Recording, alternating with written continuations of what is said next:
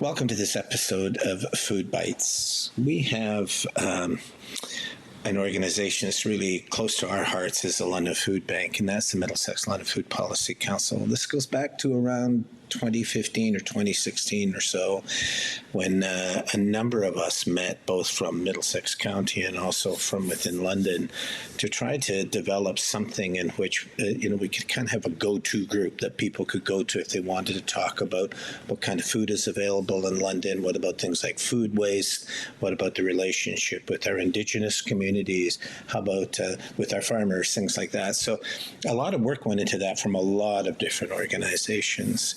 And, we continue to partner with them because they're really important. And Janan McNaughton is, she's awesome. She's the chair of the Food Policy Council. And I want to get into that with her, but I think she describes herself as a city girl kind of gone wild.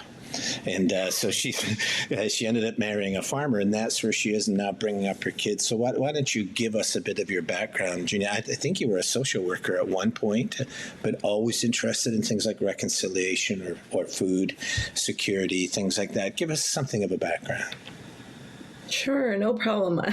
I like that. City girl gone wild, I guess, out here in the country. So I grew up in London, and my background is in social work. That's right. I am very interested in community development. So that was the area of social work that I studied. I did my undergrad, my master's, and my PhD all in social work. So research, community-based research in particular, has always been an interest of mine. And I kind of brought that into the food system world when my husband and I decided to come back to his family farm when COVID was happening. And we saw an opportunity to make the family farm sustainable through building out a creamery and farm market that is direct to customers, and also being part of strengthening the local food system ourselves, which, as we saw during the pandemic, there were a lot of gaps in supply chains at that time. So, it was sort of an interesting way for me to use my background in community development and bring it into the food system. And then that was how I got connected with the Middlesex-London Food Policy Council. So it's a creamery. I'm trying to remember what it's called now. I did have it written down, but the Proofline. Yeah, that's right. How does that work? So Proofline Farm is our new creamery that we opened December 2023. Okay. It's right on the farm. So we're only about 5 minutes north of the city, north of Sunningdale, right on Richmond, which the original name for Richmond Street was the Proofline. So that's where we get our name from. The entrance to the creamery is just off of Ilderton Road, on the north edge of the farm. So we've built a kitchen with the attached farm market, and we are mostly a dairy farm. So our milk is sent to be pasteurized and then comes back to us. And on the farm, we use that to make fresh gelato. So that's the star of the show up at the creamery. We also make non-dairy sorbet for anyone who doesn't eat dairy. And that's available in the creamery. And then we also sell other local food. We have fresh eggs, beef. The milk is also available, which is whole milk, so a full-fat, non-homogenized milk, and things from other farms in the area. So we've got fresh greens, chicken, honey, things like that we've sourced locally. Do you have a website? Yeah, prooflinefarm.ca. Okay. And we're on Facebook and Instagram. That's good. I'll put that up here on the screen. Back in 2015, 2016, when we were all meeting, it was a bunch of different groups, and we were trying to put together the Food Policy Council idea. And I credit the London Community Foundation with kind of pulling all of that group together. But they also partnered with the Food Bank, the City of London, and the Middlesex-London Health Unit, kind of is the main four that we're trying at least to address it, give it some funding, provide it some space for a meeting. But, it was always true that when we tried to to call meetings, we would call in different growers or producers from the county, and they would come in, and we would have these meetings. We'd be sitting around at tables, and at one point, I think they grew a little bit frustrated with us because they were trying to say, look, we just have a different life out on the farm. Right? So it even got into things like you call meetings at like 2:00 in the afternoon for us to meet, but we've got all of these responsibilities out on the farm at that particular time. So we stopped for a minute and then just asked them to address to us as some of the realities they were facing. So here we were, an urban group and a rural group, and we were trying to come together to make it work. There were a number of not only scheduling differences and difficulties and things like that, but also outlooks, even politics. Some of the politics out in Middlesex County became even a bit more difficult to answer. We worked our way through that. I think it took 2 years altogether to make that happen. But is it your sense that the Food Policy Council itself, I know you still meet, you have a board, it's all volunteer, I get all of that, but is it your sense that it's harmonizing and coming together better than perhaps it did in those early years? Yeah, it's an interesting question. I myself wasn't involved in the very early days of in the formation of the Food Policy Council. I joined in 2022. So that's sort of the time frame of my experience with the council. But I think that though it's a very interesting time right now to talk about this urban-rural divide and all the diversity that exists within the urban-rural divide, because there's so much attention happening right now to conversations around land use, housing pressures, agricultural use, infrastructure, especially because our farm is located so close to a city. Those issues touch us in a different way. And so I think there's still a lot of perspectives out in the county that look at things differently. But I do think there's, more connection through Food Policy Council than there's more in common. And that's what I found about joining the group is actually I've been able to find a lot of allies in the city and the county that share the values and the outlook that we on our farm have about the future of agriculture locally.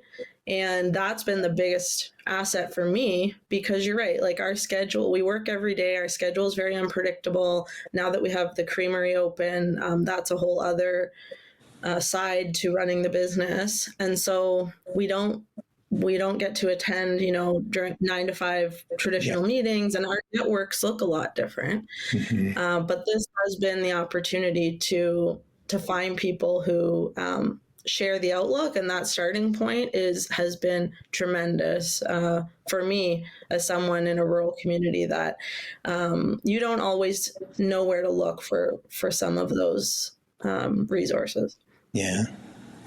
It's so vital, though, because, when you think of food insecurity, you tend to think of feeding agencies and things like that are out helping people. When you think of food security, you think of food supplies, access, the delivery of food, the freshness of food, kind of the immediacy of it. And so I do think that the Food Policy Council really stretches across both of those things. But when it comes to London, and I know because I've been speaking with a number of mayors for the show this month even, and they were talking about that when it comes to things like feeding people that are hungry, cities tend to focus on that and not necessarily where the sources of the food are coming from. And I think we in London, we really understand the importance of the Food Policy Council. And I will just say at the outside, I might as well declare my interest that last month at the board meeting for the London Food Bank, we were a wonderful board. They made the decision that they wanted to invest heavily in the Food Policy Council over the course of the next 3 years. And there were a number of reasons for that. We believe in it. We believe in people like you and the inherent knowledge that you carry. But it was also that there's so much going on out there about food. So if you were to ask somebody, well, how many organizations are out there doing this or doing that? And what about things like food waste? It doesn't matter who you go to, you'll probably get different answers. And it's complicated. And I think we really believe as a food bank that part of our problem that we're all having as a community as to how we address food security is that there's just so many narratives out there, so much going on. So where do you go? Where is the one place that it's not just average people or an organization like a food bank, but the City of London? Where would they want to go if they wanted to look at policy and things like that? And yet, for the last few years, the Food Policy Council is struggling to kind of get the support and recognition it needs within the community. It's my sense it's close to now reaching that stage. You're the chair. You're the one that has all these meetings and meets with folks. Is it your sense that it's getting there, or are you still feeling the frustration at the lack of support?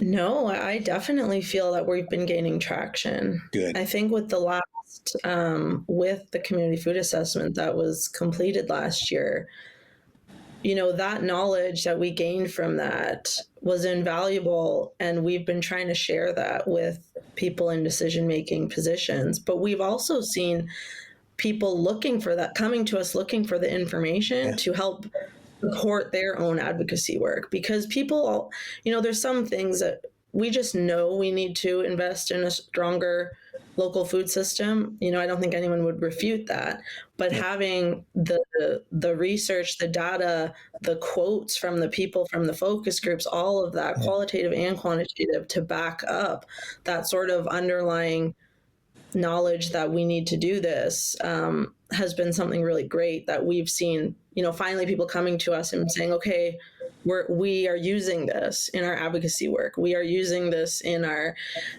letters that we're writing, or, the presentations we're doing, the funding that we're trying to get. Like, they actually have something tangible now to use. Yeah. So let me declare two more interests, and then I'll drop them. One is Jane has been with the Food Policy Council from the very beginning. She's a non-voting member that's there. The food bank has been kind of the financial manager of it, so I should declare it's because we really believe in it. And then the second interest is the community food assessment. I've been through it so many different times, and it was because when it came together all those years ago, I mean, it wasn't a telescope into the future. It wasn't a microscope into one particular thing. It was a kaleidoscope. It was all of these different things about food in the community. And it was a massive document, and the group that did it came down and worked with us from Toronto, I remember, for a lengthy period of time. But my sense is that is the foundational document that we really need as we move ahead on things like food. And I think the city recently helped you update it. Is that correct? That's right, yes. So before I joined, I believe it was 2021, the previous chair was able to secure the funding to do an updated community food assessment. Yeah. That was specifically looking at impacts of the pandemic, climate change, and some of the issues that had emerged to the forefront since the previous community food assessment. Yeah. So I took the project right in the middle, where some pieces had already started or completed, and then we were also looking to do some of the other phases, as they were called, in this package of research. And then we were able to bring it all together last year and release it in November. So I was part of sort of the latter two phases of it. And I think, yeah, you're absolutely right. It is a kaleidoscope. I've done academic research and I've done community-based research, and they're very different processes. And what I like about community-based research is that it is messier, because you are including a lot of different perspectives, and you have to be okay with that, because that's the nature of community. It's not just going to be one research question or one research approach that's going to get you, the answer. And so that's what happened with this updated community food assessment that my predecessor had designed, was that there were 4 different phases. So there was the update to the community food assessment document that involved focus groups and reaching out into the community. There was phase 2, which was our outreach activities that culminated in an event to share information with the public and get their feedback there. There was phase 3, which we worked with Ivy at Western and the Center for Building Sustainable Value to look at other models in municipalities, both locally and globally, that we felt had some of the best practices in building strong local food systems. And then phase 4 was looking at the potential for a regional network and talking to people, from across the food system within Southwestern Ontario to see what kind of issues they were dealing with and find commonality there. So this project went even farther beyond the previous one to really look at some of the practical challenges, opportunities, issues that we were dealing with that little bit more of a local to global perspective on it. Yeah, that's interesting. I love that document. I had been around, though, for a while. So Jane and I were in our 38th year at the food bank. And, we often talk about how food brings community together. And it's really true. And I don't think there's any person that would kind of speak against that. It's really true. It brings families together and agencies and others. However, I've been at it long enough that I also have learned that food also divides communities. And it's an access problem and an affordability problem. So, when we look at the food bank, for instance, we have to take into account that there are some people that are homeless and can't normally get to food. There are seniors that are now living on fixed pensions, high rent, so on and so forth, who can no longer afford food. Indigenous populations, it's such a challenge there. It's more than 2 times more difficult than anything within the city that way. But I have learned that, for new immigrants that come, for instance, asylum seekers, even people who are refugees, so that particular group. And then, so we're also dealing a lot with other groups within the city people who, for instance, are they're working. We've seen a huge increase at the food bank in people that are working come to the food bank for help because they're only on minimum wage. And the rents are just way too high, and they have a way to do it. I have learned from talking with others a bit about you, and this wasn't recent, this is before this, so that I think this is something that you probably feel more acutely than a lot of us do. I think the idea of the diversity thing, and how can we make food at this thing that brings community together if a whole bunch of the community can't afford it or get to it. Can you speak to that a bit about how you feel about that? Yeah, no, it's absolutely right. There's a lot of inequities in our food system. I think really historically, our food system here really is based within sort of the colonial land ownership of the region.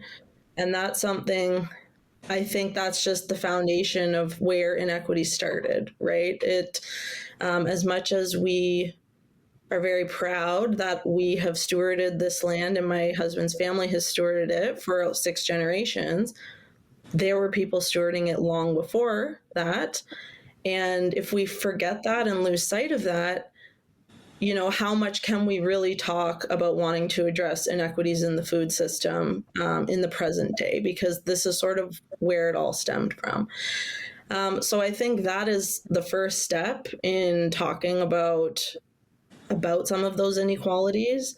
And, we've talked about reconciliation. That is something also that Food Policy Council has talked a lot about, and how we can educate ourselves and educate our community about the ways that land ownership plays into our current food system.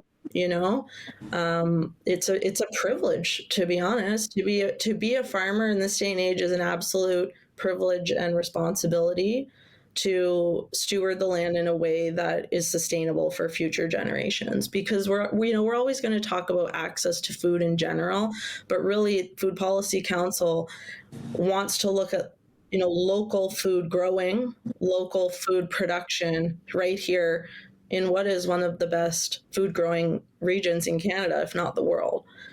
So we have that additional asset here. And we've learned from other food policy councils around the country, they may not be in an area where they can grow as productively as we can here, and they're still trying to make it work. But our reality is Southwestern Ontario is one of the best farming areas, and we need to really think about that and be respectful of that, so that when we build a stronger food system, we are doing that for everybody. We're not just kind of looking at what works for the few. Yeah, that's right. That's a good way of putting it. I think if you want a community can only be a community if it includes all of its parts. If it doesn't include some parts, it's not really a community. It's a group of vested interests with certain groups battling against others, and that's not what we want. But I do think that food is like that as well. If you want a food community, and London definitely sits in the middle of all of that. If you want it to be like that, then it has to be accessible to the whole community, and it must be sensitive to the dietary needs and other things of that community. So is it, you're chair of the Food Policy Council, do you think that, because we do need a group that addresses that in a comprehensive way. And it seems to me that there's lots of groups that do address it, but usually in their own local way for their own concerns and what they're doing. It's very valuable, and it's done, and it's fantastic. But we need the bigger picture. I think we really believe that the Food Policy Council can do that. I know you think that too. But do you sense that there's support behind all of that for this more diversified point of view towards food? I think now we are seeing more attention to food that we hadn't seen pre-pandemic. I think that just brought a lot of supply chain issues to people's minds. I think we take for granted that there are accessibility issues for sure, but I think even for the average person, you assume you're going to go into the grocery store and there's going to be something there. When we were seeing empty shelves, I think that was a moment where people realized, how can this be when we are in an agricultural region where we should be able to feed ourselves and our neighbors and our communities? It shouldn't be about who has the money to do so, etc. So I think that put a light on issues that were already existing, but it just made it more timely and at the front of people's minds because of that.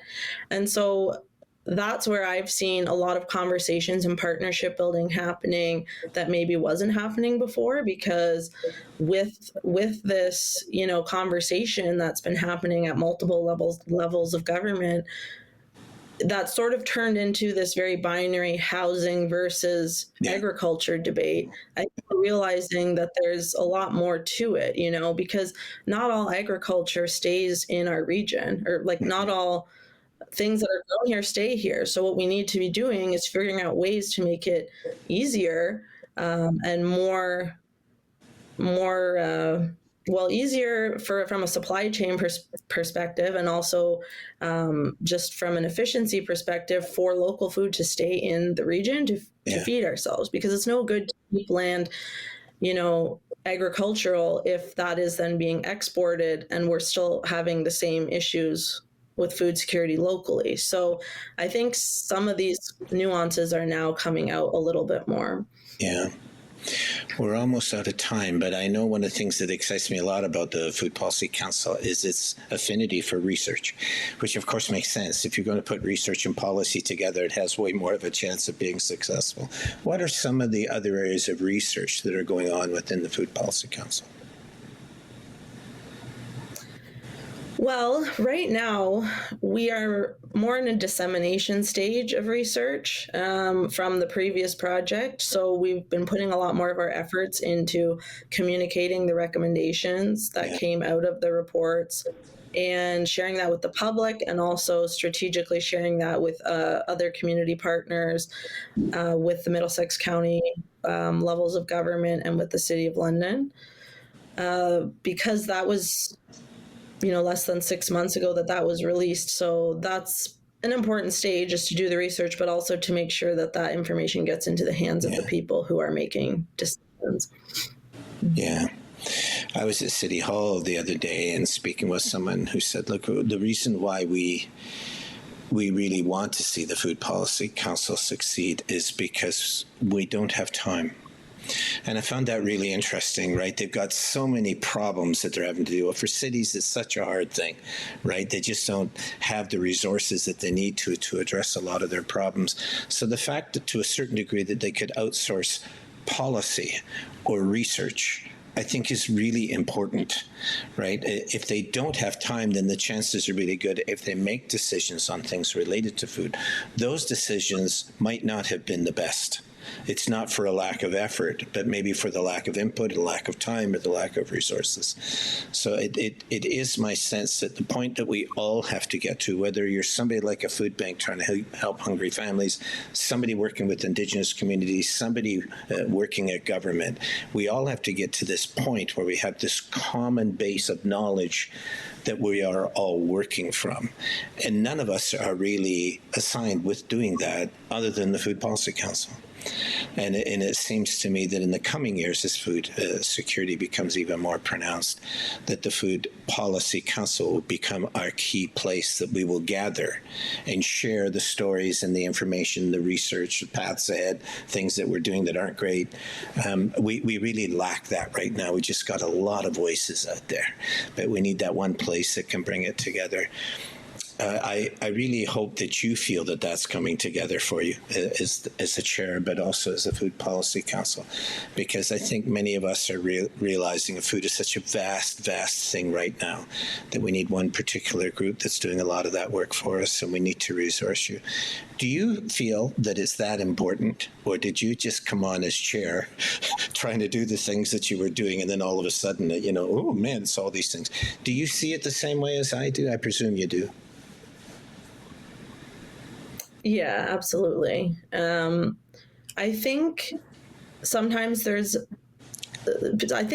people see food as an issue that kind of will take care of itself unless you're food insecure, and then you will go to the food bank. Yeah. And I think that perception is shifting, that we can actually actively and proactively design our food system we need to design our food system to be more sustainable, to be more inclusive, to be more affordable, and it's not just something that takes care of itself because we all, need to eat. And so I think it's that shifting that mentality from, if you're hungry, go to the food bank, to what can we do so that we don't need people to be going to the food bank, to design the system that long term can be more supportive and be stronger for everybody. Yeah. Well, Janan McNaughton, I really appreciate all the effort you're putting into it. I find it's really important, the things that you have said. And I think in this show, we'll just keep returning to the Food Policy Council over and over and over again, because that's where we see the best hope for us all to move ahead with a message around food that builds community rather than divides it. I thank you for all the work you're doing. I just know all the volunteers there. It's not easy. But thank you that you're doing that on behalf of all of us. Thank you, Glenn. Thanks for having me on the show. All right. We'll see you again, I'm sure. Thanks, Janan.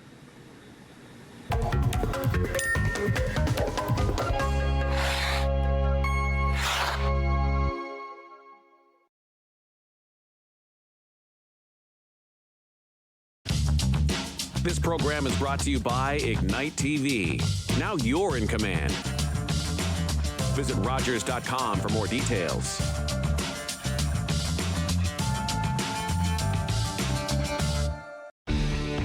Connect with us by visiting our website or email us at comments@rogers.com.